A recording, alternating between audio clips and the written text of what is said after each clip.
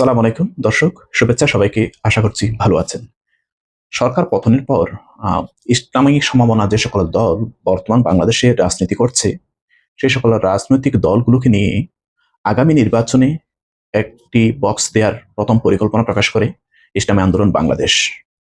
তারাই বলেছিল এক বক্স নীতির ফর্মুলা।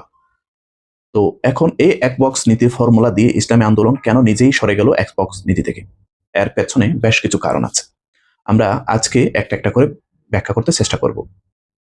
প্রথমত, ইসলাম আন্দোলন বাংলাদেশের যে পরিমাণ মুরিদ আছে সেই পরিমাণ ভোটার নেই। তাদের মুরিদরাও তাদেরকে ভোট দেয় না। ফলে আজ পর্যন্ত বাংলাদেশের ইতিহাসে ইসলাম আন্দোলন বাংলাদেশের একজন সংসদ সদস্য নির্বাচিত হয়নি।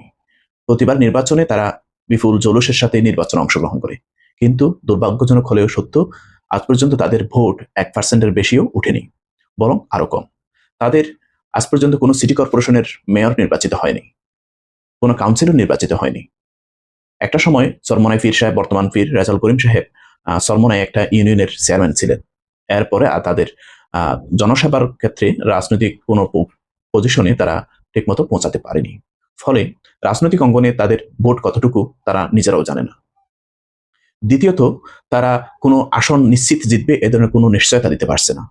জামাতের কেন্দ্রীয় নেতা অধ্যাপক মুজিবুর রহমান বলেছেন, তার একটা নিউজে এসেছে যে তিনি তাদেরকে জিজ্ঞেস করেছিলেন যে আপনাদের কনফার্ম কোন কোন আসনগুলো আপনারা কনফার্ম জিতবেন।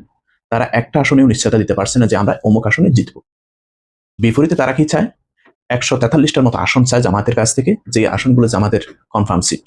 আমি ইতিপূর্বে একটা ভিডিওতে বলেছিলাম, কক্সবাজার 2 হামিদুর রহমান আজাদ যে আসন থেকে নির্বাচন করেন, মহেশখালী কুতুবদিয়া, শাহজাহান চৌধুরী চট্টগ্রাম 16 আসন, চট্টগ্রাম 14 আসন, তারপর জামাতের নায়েব আমির ডাক্তার আব্দুল মোহাম্মদ তাহেরের আসন, এই ধরনের অনেকগুলো আসন, যে আসনগুলো জামাতের কনফার্ম সিট, এই আসনগুলো তারা চায়।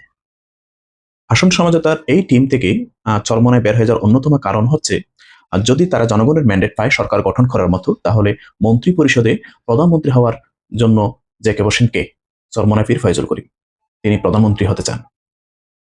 অনেকগুলো হাস্যকর এবং দুঃখজনক বিষয়ের কারণে চরমনায় পীরকে এই টিম থেকে বের হয়ে যেতে হয়।